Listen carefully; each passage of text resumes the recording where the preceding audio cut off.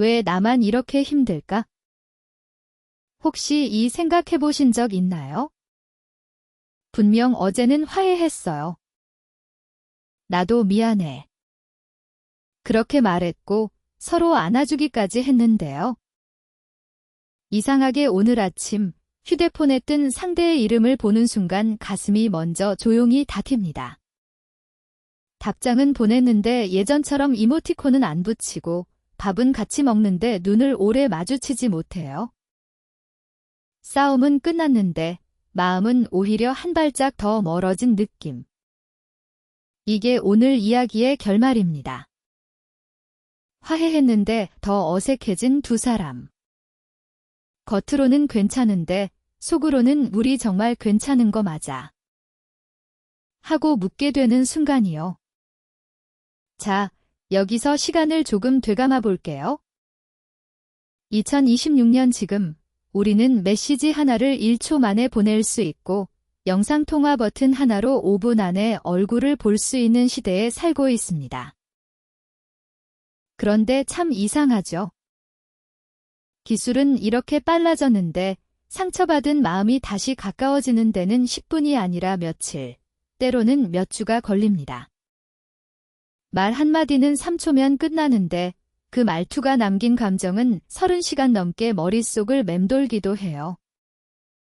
괜찮아요. 그럴 수 있어요. 이건 당신이 예민해서만도 상대를 덜 사랑해서만도 아닙니다. 많은 관계에서 싸움보다 더 어려운 건 사실 화해 이후 돼요. 싸우는 동안에는 문제가 선명합니다. 누가 서운했는지, 어떤 말이 아팠는지, 어디서 감정이 터졌는지 보이거든요. 그런데 화해하고 나면 문제가 갑자기 안 보이는 척 숨어버립니다. 말로는 끝났는데 몸은 아직 긴장하고 머리로는 이해했는데 마음은 아직 방어 자세를 풀지 못합니다. 혹시 이런 경험 있으세요? 상대가 다가오는데 반갑기보다 부담스럽고 내가 먼저 웃어야 할 것 같은데 얼굴이 굳어버리는 순간. 또 싸우면 어떡하지? 라는 생각 때문에 오히려 더 조심하다가 조심하는 만큼 더 멀어지는 느낌. 오늘부터 우리는 이 이상한 거리감을 탓하기보다 회복하는 방법을 하나씩 배워볼 거예요. 화해는 끝맺음이 아니라 다시 안전해지는 과정입니다. 배경과 맥락. 혹시 이런 경험 있으세요? 분명히 싸움은 끝났어요. 미안해도 했고, 나도 미안해도 들었고, 다시 밥도 같이 먹고, 카톡도 예전처럼 오가요. 그런데 이상하게 마음 한쪽이 조용히 멀어져 있어요. 예전에는 자연스럽게 기대던 사람이 이제는 조심해야 하는 사람이 된 것 같은 느낌. 화해했는데도 관계가 회복된 게 아니라 그냥 사건만 덮인 것 같은 느낌 말이에요. 괜찮아요. 그럴 수 있어요. 관계에서 진짜 어려운 건 싸우는 순간보다 싸운 뒤에 다시 가까워지는 과정일 때가 많습니다. 2024년 10월 서울 마포구 합정동의 작은 원룸에서 지은 씨와 민수 씨가 크게 다툰 일이 있었습니다. 두 사람은 3년 2개월째 만나는 커플이었고 결혼 이야기도 조금씩 나누던 사이였어요. 싸움의 시작은 아주 사소했습니다. 금요일 저녁 8시, 민수 씨가 회식이 끝났다며 곧 갈게라고 말했지만 실제로 도착한 건 밤 11시 40분이었습니다. 지은 씨는 이미 예약해둔 식당 보증금 5만 원을 날렸고 혼자 2시간 넘게 기다렸습니다. 그런데 지은 씨를 더 아프게 한 건 늦은 시간이 아니라 민수 씨의 말투였습니다. 그 정도로 화낼 일이야? 이 한마디였어요. 화해는 했습니다. 다음 날 민수 씨는 꽃다발과 케이크를 사왔고 지은 씨도 나도 너무 몰아붙인 것 같아라고 말했습니다. 겉으로 보면 깔끔한 화해였죠. 하지만 그 뒤로 지은 씨는 약속 시간을 묻기 전에 한 번 더 망설이게 됐습니다. 민수 씨도 지은 씨가 조용해질 때마다 또 내가 뭘 잘못했나 하고 긴장했습니다. 이 사람들은 왜 이런 선택을 했을까요? 왜 서로 좋아하면서도 화해 뒤에 더 조심스러워졌을까요? 그건 마음이 아직 안전하다고 느끼지 못했기 때문입니다. 사과는 사건을 멈추게 할 수 있지만 상처받은 마음이 다시 기대려면 다음에는 달라질 거야 라는 반복된 경험이 필요합니다. 또 다른 이야기도 있습니다. 2025년 2월 부산 해운대구 우동의 한 아파트에서 결혼 7년 차 부부인 서현 씨와 준호 씨가 비슷한 문제를 겪었습니다. 두 사람에게는 6살 아이가 있었고 한 달 생활비 280만 원 안에서 대출금, 어린이집 비용, 부모님 용돈까지 맞춰야 했습니다. 서현 씨는 늘 돈 문제를 혼자 계산한다고 느꼈고 준호 씨는 집에 오면 매번 평가받는 느낌이라고 말했습니다. 어느 날 관리비 18만 7천 원이 연체된 걸 두고 두 사람이 크게 싸웠습니다. 준호 씨는 돈 얘기만 나오면 숨이 막힌다고 했고 서현 씨는 나는 혼자 버티는 것 같다 오고 울었습니다. 그날 밤 두 사람은 아이가 잠든 뒤 식탁에 앉아 서로 사과했습니다. 그런데 다음 주부터 이상한 변화가 생겼습니다. 서현 씨는 더 이상 돈 이야기를 꺼내지 않았고 준호 씨는 집에 오면 바로 씻고 방으로 들어갔습니다. 싸움은 줄었습니다. 하지만 대화도 줄었습니다. 통계적으로도 부부 갈등 연구에서 갈등의 빈도보다 중요한 건 회복 대화의 질이라고 말합니다. 하루에 10번 싸우지 않는 것보다 한 번 싸운 뒤 어떻게 다시 연결되는지가 관계의 온도를 결정한다는 뜻이에요.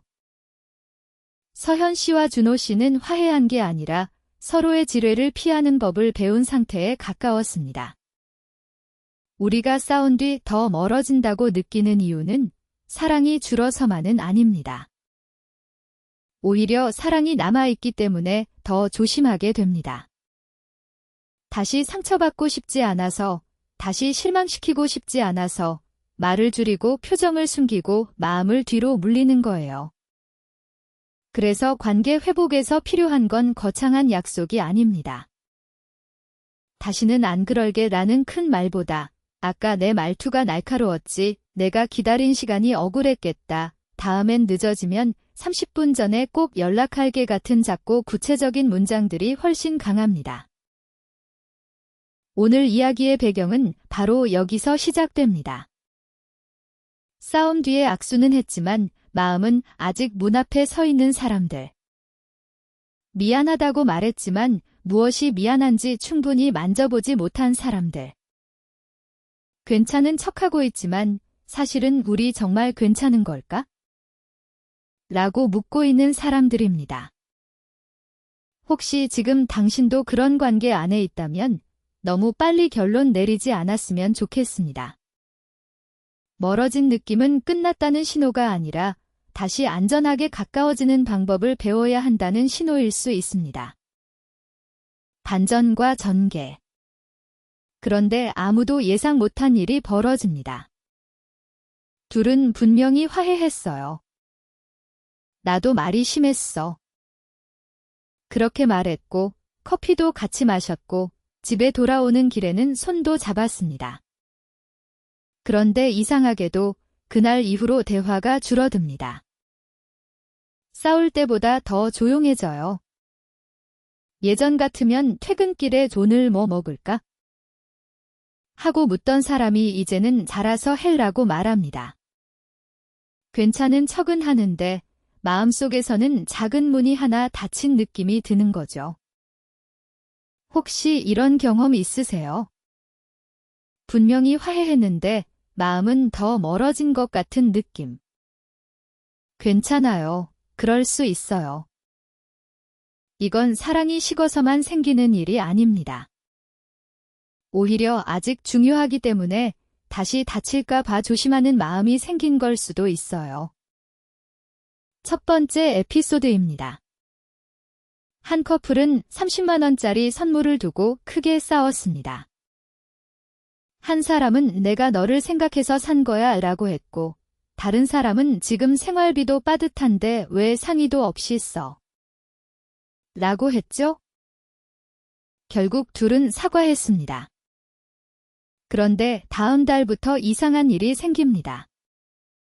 선물을 받은 사람은 작은 지출도 숨기기 시작했고, 선물을 산 사람은 또 돈 얘기 나오겠지 싶어서 아무 말도 하지 않게 됐어요. 싸움의 주제는 30만 원이었지만 실제로 남은 상처는 내 마음을 알아주지 않았다 오는 느낌이었습니다. 두 번째 에피소드도 비슷합니다. 부부가 투자 문제로 다퉜어요. 한 사람은 연 7% 수익률을 기대하고 적금을 깨서 펀드에 넣자고 했고, 다른 사람은 나는 원금 손실이 무서워라고 말했습니다. 말다툼 끝에 둘은 앞으로는 상의하자 하고 화해했죠. 그런데 며칠 뒤 상대가 금융앱을 보고 있는 것만 봐도 마음이 철렁합니다. 또 나 몰래 결정하려는 거 아니야? 실제로 아무 일도 벌어지지 않았는데 몸이 먼저 긴장하는 겁니다. 이때 사람은 현재를 보는 게 아니라 싸우던 순간의 표정과 말투를 다시 보고 있는 거예요. 세 번째 에피소드에서는 더 놀라운 일이 생깁니다. 한 사람은 세금 문제를 설명하다가 기자소득세 4%도 모르면서 왜 자꾸 우기냐라고 말했습니다. 상대는 그 말에 크게 상처받았죠. 나중에 미안해, 무시하려던 건 아니야 라고 사과를 받았지만 그 후로 대화 중에 숫자나 계산 이야기가 나오면 마음이 얼어붙습니다. 월 5만 원을 아끼자는 말도 공격처럼 들리고 3% 할인 쿠폰 얘기도 내가 또 부족하다는 건가? 로 들리는 거죠. 여기서 반전은 이겁니다. 화해가 끝이 아니라 사실은 회복의 시작이라는 점입니다. 우리는 보통 사과를 하면 관계가 바로 원래대로 돌아가야 한다고 생각해요. 그런데 마음은 그렇게 빠르게 움직이지 않습니다. 말로는 괜찮아 라고 했지만 몸과 감정은 아직 정말 괜찮은지 확인 중일 수 있어요. 그러니까 싸운 뒤 더 멀어진 느낌이 든다면 그건 실패가 아닙니다. 두 사람이 아직 안전한 거리와 안전한 말투를 다시 찾고 있는 중일 수 있습니다. 이때 필요한 건 더 큰 해명이나 완벽한 결론이 아니라 아주 작은 확인입니다. 그때 내가 한 말이 아직 마음에 남아있어. 내가 지금 말하는 방식이 또 부담스럽게 들렸어. 이렇게 물어보는 거예요. 괜찮아요. 그럴 수 있어요. 화해했는데도 어색한 시간은 사랑이 끝났다는 신호가 아니라 관계가 다시 숨을 고르는 시간일 수 있습니다. 진짜 회복은 우리 이제 끝났지. 가 아니라 아직 남아있는 마음도 같이 봐줄게.에서 시작됩니다. 클라이맥스. 혹시 이런 경험 있으세요? 분명히 화해는 했어요. 미안해도 했고, 나도 미안해도 들었고, 마지막에는 웃으면서 밥까지 먹었어요. 그런데 이상하게 집에 돌아와서 더 외로워지는 거예요. 싸울 때보다 조용해졌는데 마음은 더 멀어진 것 같고요. 괜찮아요. 그럴 수 있어요. 이건 당신이 예민해서가 아닙니다. 오히려 마음이 아주 정확하게 신호를 보내고 있는 걸지도 몰라요. 우리는 싸움을 끝낸 게 아니라 그냥 대화를 중단했어. 여기서 두 번째 반전이 나옵니다.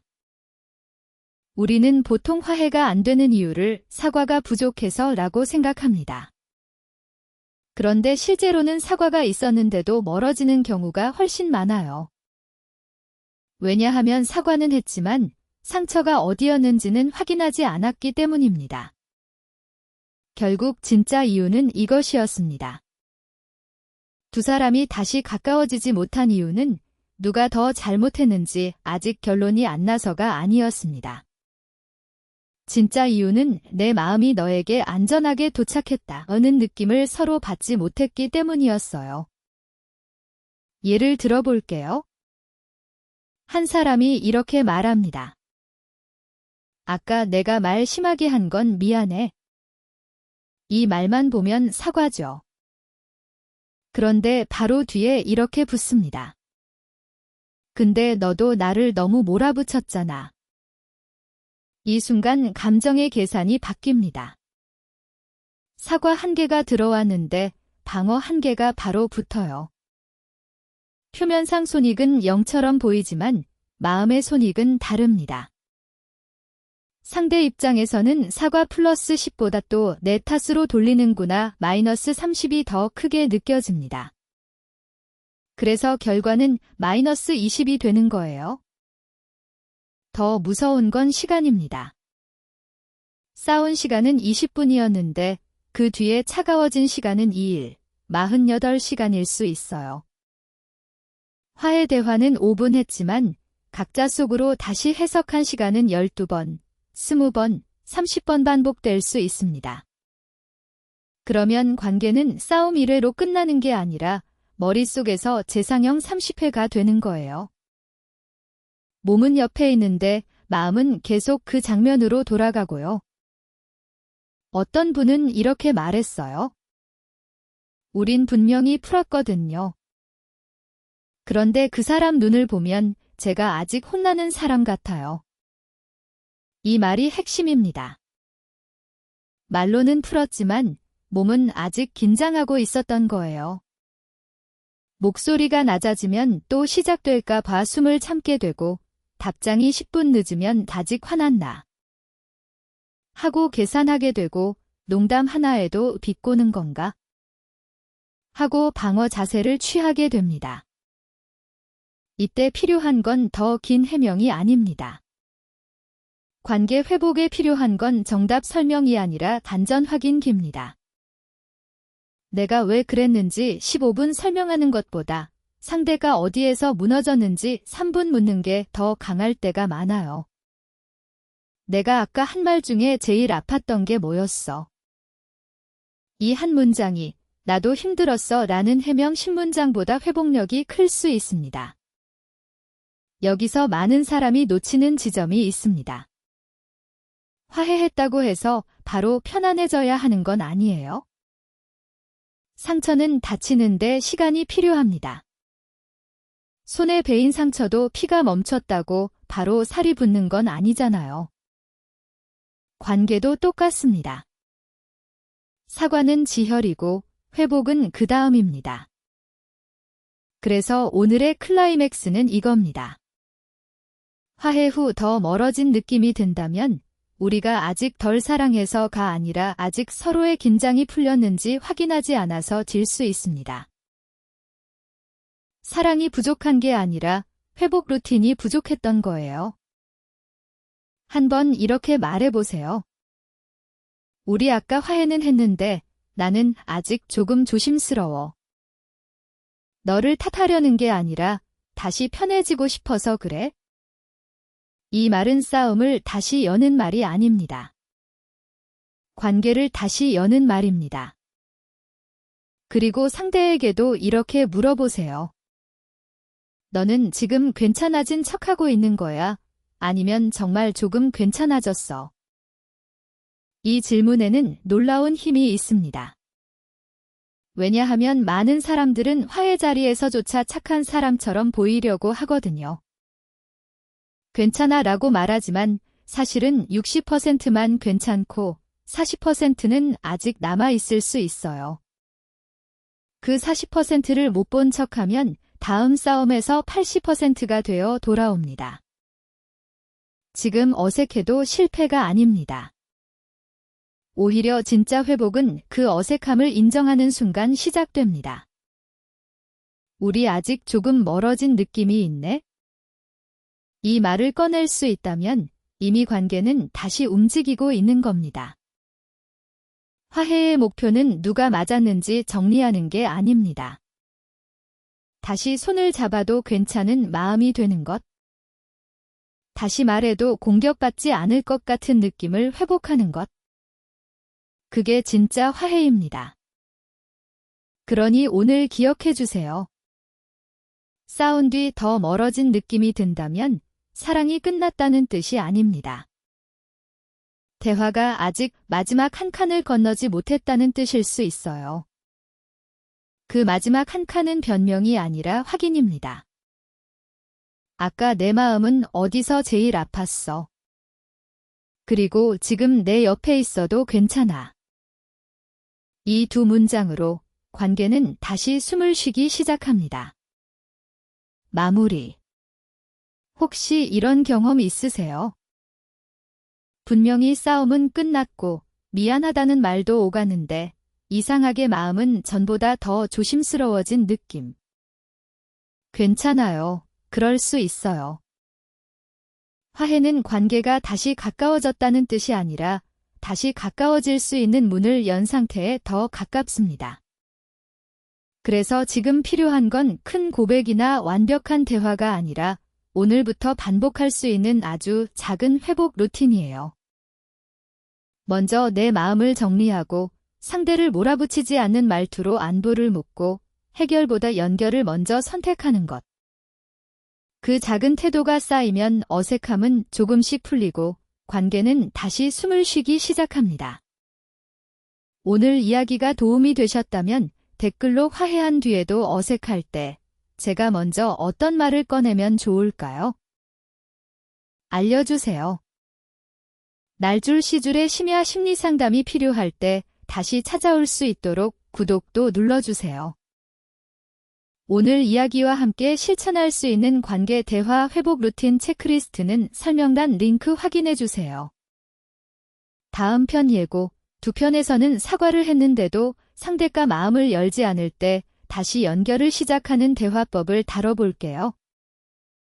한국상담심리학회 https://크르크퍼 국가정신건강정보 포털 https://www 멘탈헬스 AP 사이칼러지 토픽스 https://www org 토픽스 설명란에는 참고자료와 관계 점검 체크리스트 링크를 함께 남겨두겠습니다. 지금 관계가 반복해서 힘들다면 저장해두고 대화 전 다시 확인해주세요. 구독해두시면 다음 회복 루틴을 이어서 보실 수 있습니다.